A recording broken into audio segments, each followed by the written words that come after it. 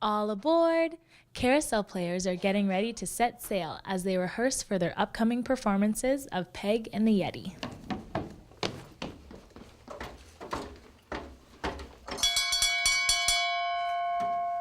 We're all here. Peg and the Yeti is a piece that was developed by Carousel Players. It's an adaptation of a Kenneth Opel book. It was done by a local writer, Monica Dufault.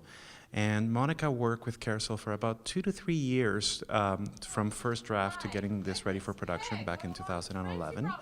We had a really great successful tour of the play at the time, and we're bringing it back.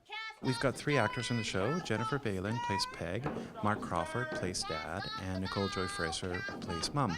They're incredibly generous actors. The work that they're doing is very taxing physically, to tell you the truth. It's deceivingly physical. We keep joking about how fit they're going to be by the end of the tour, because it's all of these changes. It's not just moving things, but it's also body positioning.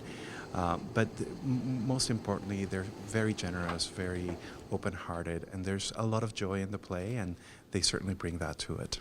Every day, we go out to catch fish, and we bring them back to sell them for people to eat. That's what we do, every day.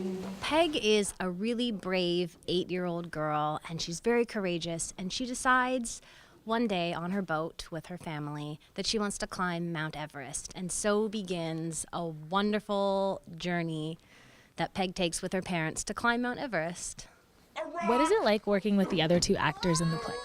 They are amazing. They bring so much warmth and energy to the room, and it's really because of them that we get to make this magic together. It's Mom and Dad play the Yeti together, and the 3 of us really get to create this wonderful journey for Peg and for all the audience to go on as well. I spy a buoy.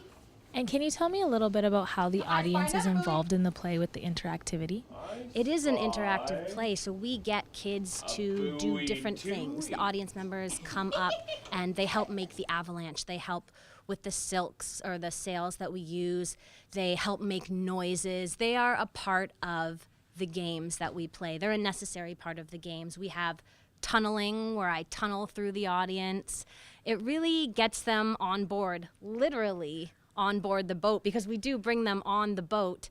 The first thing they do when they walk into the audience is they come on up the gangplank and they have a seat in our boat. So they really feel like they are part of the play. They are the other characters in the play.